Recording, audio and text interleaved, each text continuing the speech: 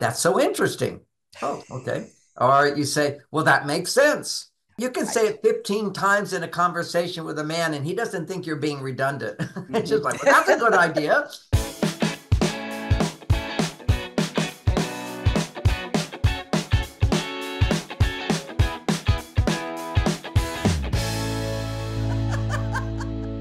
Thank you so much for joining us again on Second Act TV. Once again, I want to welcome back Dr. John Gray, the author of the most well known, trusted, the best selling relationship book of all times, Men Are From Mars, Women Are From Venus. John, thanks for staying over and being with us again. Happy to be with you. I'm really looking forward to this discussion. This is going to be more practical advice than maybe some of the other discussions that we've had here. The title of your blog that hit me is The 10 Most Romantic Things to Say to Someone You Love to Show You Really Care. And then when I read through it, it's like, these aren't top of mind for most people. And I really want to get your input on at least 5 of them. So does that sound okay to you? That sounds good, but I want to preface it. These are things that are romantic and doesn't come to mind, and we should just remind how good this is. Right. But they don't work at all if you've got your dark glasses on. Okay, so if you're unhappy already, you can't expect this to make you happy. Romance is always from two people being happy from their own lives, and now he contributes to her life to make her happier. And when he can contribute to her life to make her happier, then he will feel happier. That's an amazing polarity that if I succeed in making you happier, I'm going to be happier as a man. But for me to make you happier, you have to have a life that's not primarily dependent on me to be happy. And then these phrases work really well. This is the dessert. You know, I had breakfast and now I get my strawberry smoothie that my wife just made for me. It's fantastic. Very nice. Well, here's the first one that I always giggle when I see this or when I hear this, especially from you, is tell me more. Okay, so that's definitely a really important thing for men to say to women. Yeah. And when you don't understand, you think that when a woman's talking and she stops that she's done. No, she's waiting for to get a message from you that you're interested in what she's saying, because often we can be so detached it doesn't seem like we're interested. But when we're thinking, we are interested, but it just doesn't show. Yeah. So you can say, "Tell me more." Another magic phrase along with that one, help me understand that better, as opposed to why would you say that? See, that can come across as accusatory. Yeah. Normal people wouldn't think that way. See, so instead of why would you say that? Because you really want to understand, it's just simply Hmm. help me understand that better. It's a Yeah. sweet way of communicating and Yeah. tell me more. And then when it seems like she's done talking, what else? That's another one. It's an invitation for her to share. Now, why is this so important for men to know this for women? Because if I want to talk, I usually just say what I want to say. I'm not waiting for the Mhm. invitation. So, 3 romantic things in this same category is for a woman to say to a man when he's talking, he takes a breath, pause, you say, that's so interesting. Oh, okay. Or you say, well, that makes sense. It's just not on the top of the mind to say. You can say Right. it 15 times in a conversation with a man, and he doesn't think you're being redundant. It's Hmm. just like, well, that's a good idea. Well, that makes sense. Well, John did this. Yeah. Anytime you acknowledge those little phrases, that makes sense, Right. good idea, that's interesting, brilliant. These are acknowledgments that really have a big impact on men. Not that they're not good for me to say to my wife, but for romance, that's how you build it Hmm. up for a man. That leads into this one here. I love it. I believe in you. What a nice thing to say. Really nice thing to say. And of course, for a woman to say to a man, it's rare, but it's what men love the most. Okay. Ultimately, Okay. the number one booster of testosterone, and men need to make 10 times more, is when a man gets a message that he is trusted. Okay. It can be, I trust you, I believe in you, I believe that. But you only do if it's true. And we're not talking, but if it's in there, don't waste that moment to be able to say, I believe that, or I believe in you. You'll get this done. And the flip side of this is my wife loves that too. And she has a male side. She's starting a new business and she starts to have her insecurities about it. I said, no, honey, I believe in you. So that's a sweet, sweet thing to Hmm. say for both men and women. But as a common thing to say to a man, trusting him. And just to know another aspect of believing in someone, the phrase, I believe in you, is really great. I believe you. I believe in you. You can do it. It's like Mm-hmm. encouraging. Mm-hmm. It's also when you ask a man to do something for you, you're Mm-hmm. implying, I believe in you. Mm-hmm. And how many times women do not ask a man to do something that you would like him to do for you because you don't believe he wants to do it? And Mm-hmm. that can be very confusing.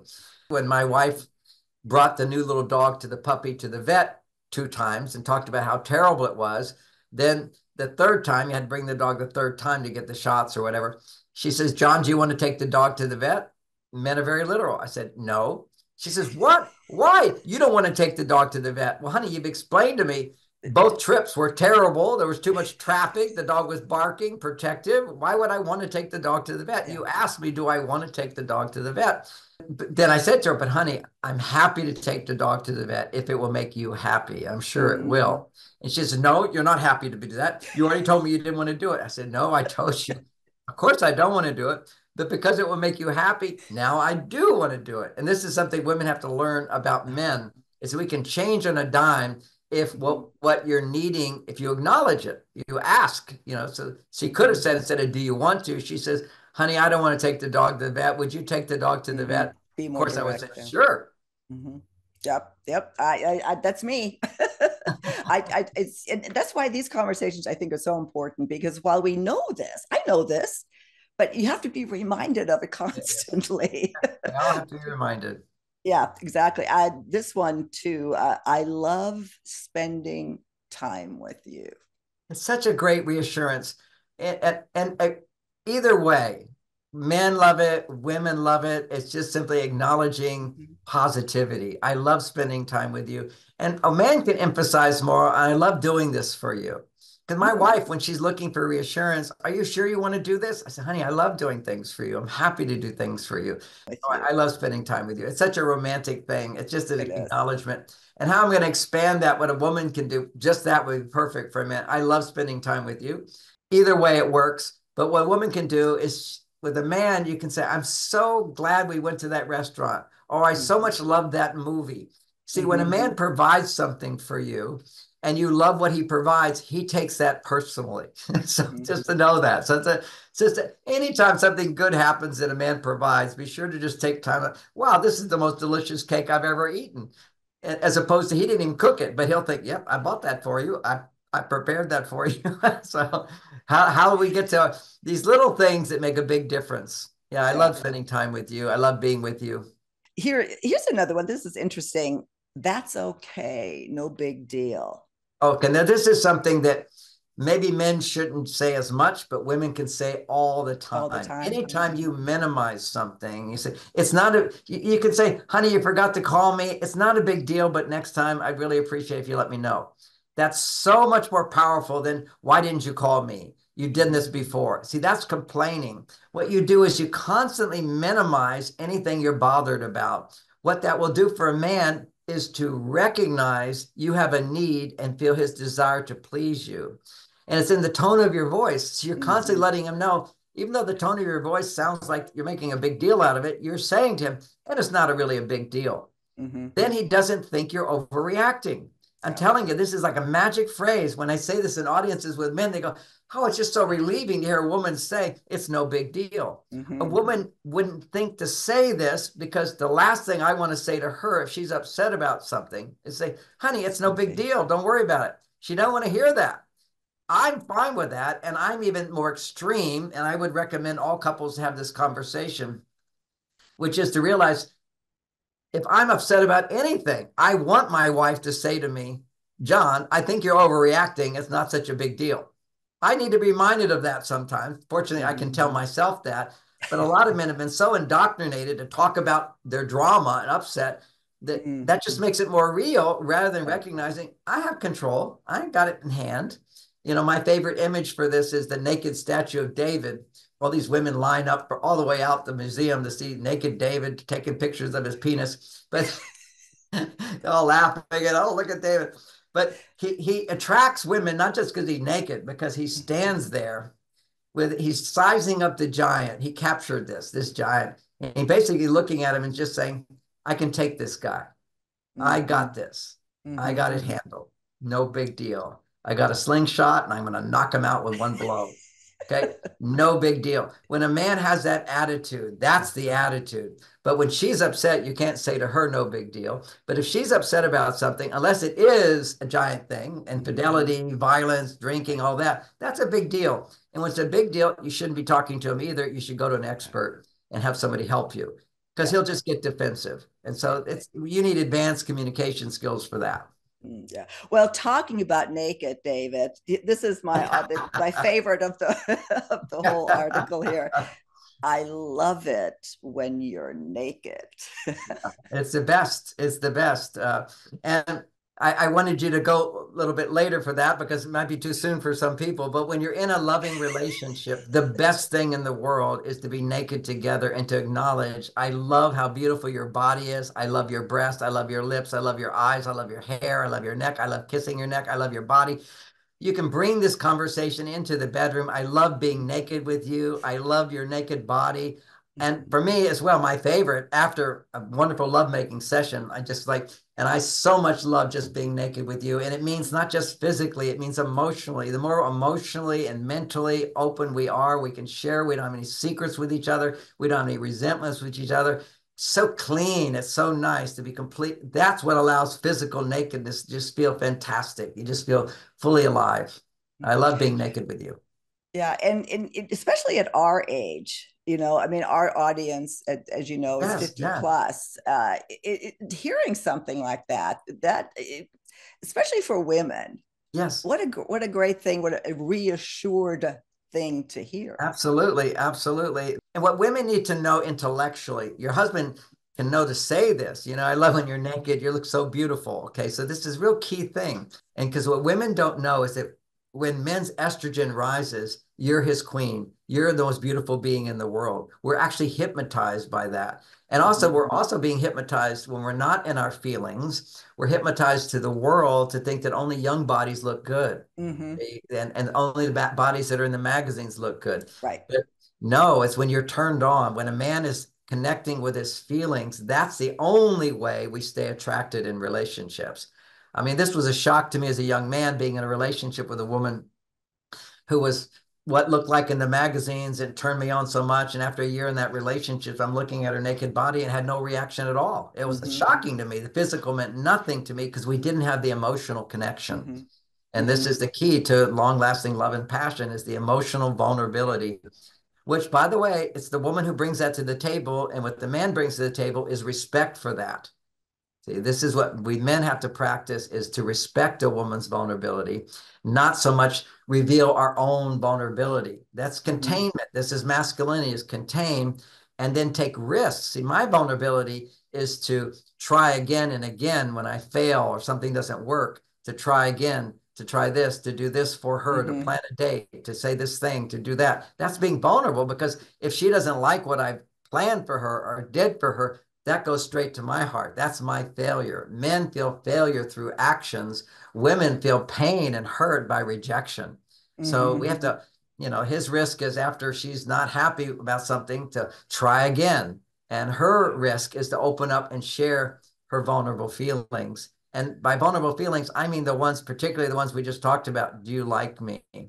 When you first brought that up, that because I think to me one of the biggest compliments, and I'll ask you about this, is like when somebody says, I just really like you. I Yes. mean, just I like you. What a big I love It's no, hearing it's that. a, it was, I don't know, with some of these old famous movies where the man comes to the father and says of the daughter, I want to ask for the hand of your daughter. And the father says, well, do you like my daughter? He says, sir, I love your daughter. Mm-hmm. No, but do you like my Like daughter? her. I Yes. love her. No, do you like her? Yes, I Mm-hmm. like her so much. So, Yeah. but that is the prerequisite. That's why the first word is, do you like me? And I Mm-hmm. want to define what liking is in terms of friendship. I love this phrase. I didn't come up with it. Somebody else said it. I just love it. And a definition of friendship is delighting in the presence of another without any intention to change them. I like that. Love that. That's friendship. That's liking. I like Yeah. you. And there has to be a certain amount of natural resonance to really like somebody. And I Mm-hmm. look at it from the point of view of values. When somebody's values, my wife, all my wife, Bonnie, and I was married before Bonnie of 34 years to Barbara, and we still like each other. We respect each other. We were hard workers, okay, hard Mm-hmm. workers, but we didn't have the polarity. So Mm-hmm. many people lose the passion and the romance and relationships, men become too feminine, women become too Mm-hmm. masculine. You don't have that natural polarity. So we didn't have that polarity. That's where I learned about it. Now with Bonnie, I had to really woo her and I have to keep wooing her. I have to be the agent to provide something of support for her, safety and security, happiness and romance. And then she would respond with the appreciation and the trust and the openness and the happiness because of what I provide for her. That's the Mm-hmm. polarity of masculine and feminine. And that's the only way that I can see that keeps the passion alive in a relationship because it's like magnetic poles. But if we become too much alike, we lose that polarity. You lose the passion. Well, a great discussion, and there's several more on here. Like I said, there were 10. I'm going to link obviously to this so everybody could read for themselves. But this is again so important, and there were so many little aha moments. When you point at certain things out, it's like, God, this is so obvious. Why don't we remember this? Is there anything else you want to add before we close out? I see I Well, I have want to, eight. I want to say the most romantic thing you can do, men, is don't speak. Uh, keep a little mystery about what's going on inside because you don't know what's going on inside anyway. Just contain. Now, women say they want men to open up and talk about their feelings and whatever, but ultimately, a lot of single women say that. But when married women go, my husband talks too much about his feelings and whatever, contain it inside. And also be aware that when you're in a bad mood, it brings everybody down. This is true for everybody, but particularly for a man, you're containing a bad mood. So this is why you need your cave time. You need to get away from everybody when you're in a bad mood and go do something physical, and solving problems will always put you in a better mood because it raises your testosterone up. But if you just sulk and talk about it and grumble about things or complain about your life to your wife, it's such a come down. So sometimes fake it till you make it is a good idea, particularly for Mm-hmm. men, which is, act as if I'm doing fine.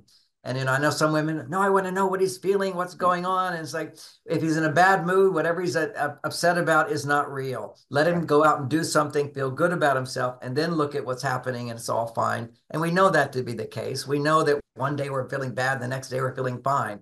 It's because it's our own inner dramas. And for men to overcome the inner dramas, it's the opposite of women. We need to fix things, solve things, or we have our cave time. We don't need to go to our partners and bring them down by us sharing us feeling down. Do something to feel up is what you do. And for women, learn how to share your feelings. That's a really great thing. You say to your husband, here's another little thing you say to your husband. I just need to talk for 10 minutes. I don't need you to say anything. Please don't speak. Just listen. That will make me feel so good. And I'm going to do this. It's a circle. I'm going to start out talking about negative emotions about my life, not you, but other things. And I'm going to come back and remind myself and you that I'm happy and I'm grateful. I'm so lucky to be married to you. So that's and don't say anything. I'm just going to do it. And that's a lesson that women can learn to do is vent for a few minutes and then come back to I'm grateful and I'm happy that and I understand and I realize. These are like positive coming back to statements. And you gradually, a man learns that, hey, my wife's upset, but she knows how to get back. All I have to do is be present for her. I need to be understanding of her. I can be helpful to her. The last thing she needs is for me to interrupt with Mr. Fix It, like you shouldn't feel that way, or why are you upset about that? Or that's ridiculous. These are things you don't want to do. Right. John, thank you so much. Of course, you go much deeper into all of this in your book right here, Beyond Mars and Venus. That's your latest book, the update to your iconic bestseller. Your website is full of fabulous information, including all the blogs. You and your daughter actually write a lot of blogs, very fun reads, super good information, and all your webinars and courses that are coming up. We'll have all these links in the show notes. Do check that out. And John, thank you so much. And I look forward to another conversation soon on Second Act TV. Thank you so much.